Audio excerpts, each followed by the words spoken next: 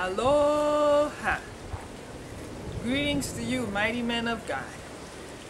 Pastor Art Sepulveda, Pastor Wayne Cordero, Pastor Bill Stonebreaker, Pastor Ralph Moore, Pastor Mike Kai, and all the great and mighty pastors we have in this beautiful land of Hawaii.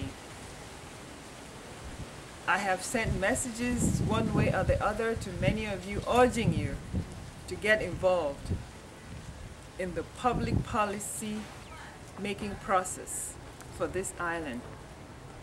Because I, as a missionary from Africa, I am heartbroken about what's going on here in Hawaii.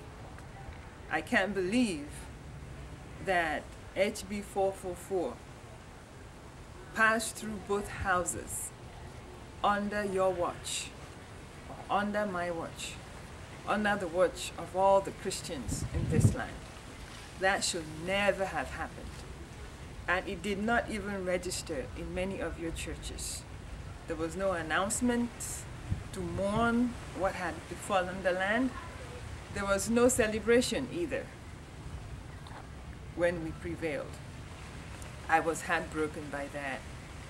Your ancestors laid down their lives to come to Africa, to bring the gospel to us and to take a stand on what was going on in our culture.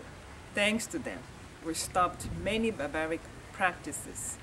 Thank God they did not sit back and say we cannot get involved, or else HIV/AIDS would have wiped out the continent. Thank God they put a stop to polygamy, at least curtailed it in some places. Thank God they stopped the killing of twins in my village.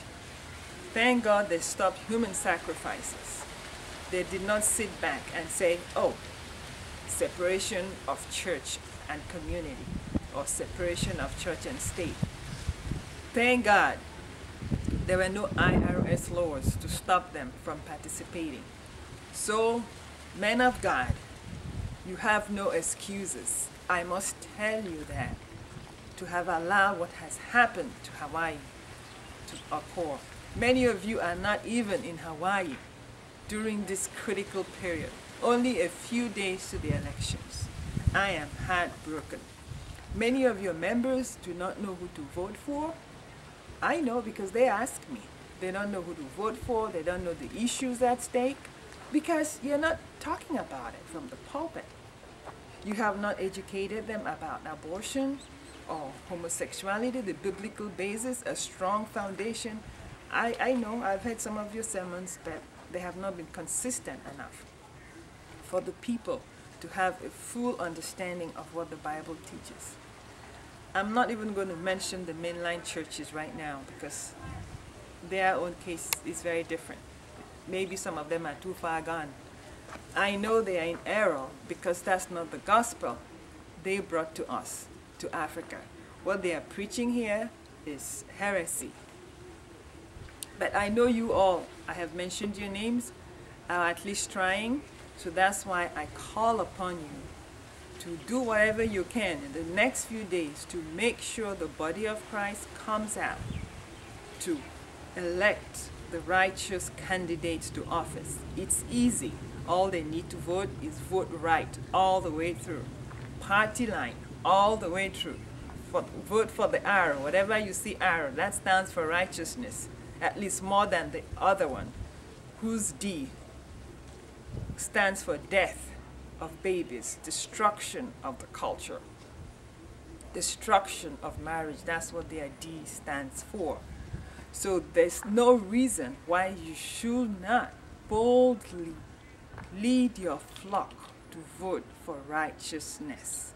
If there's any law stopping you from doing that, then you need to obey God rather than men.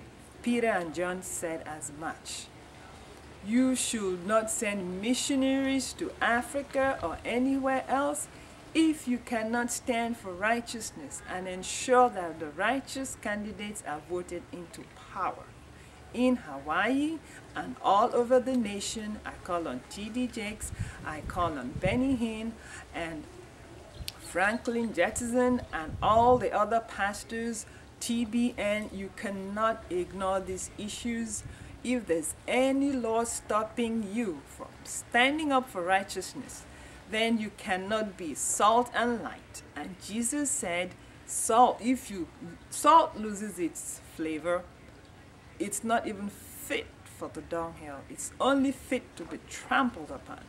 And that is why Christians are being trampled upon by every group, because our generals, our leaders, our mighty men of God seem to have become girly men of God.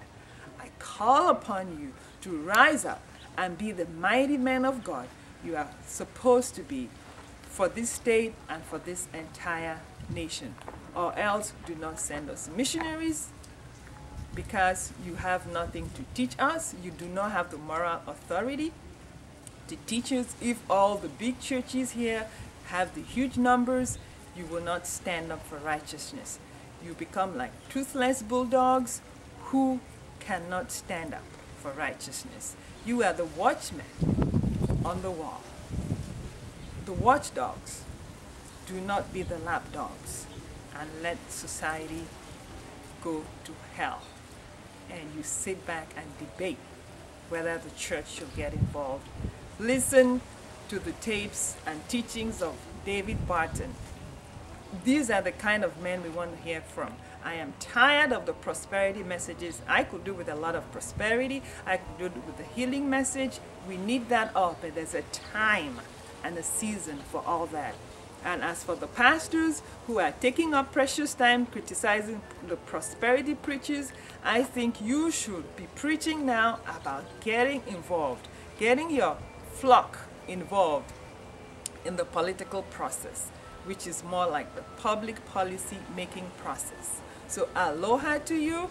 If you do not elect the righteous candidates, I want the image of me, the African missionary, in my sackcloth and in my ashes to haunt you. I will say, woe unto you when all men speak good of you. That is Luke chapter 6, verse 26. I want you to be haunted by this image of me, the African missionary, saying, woe to you, mighty men of God, who became girly men of God and did not stand up for righteousness because you were more concerned about what the media and about the world will say about you. So, rise up. Let the church arise and shine. For the time to save this nation and this state has come.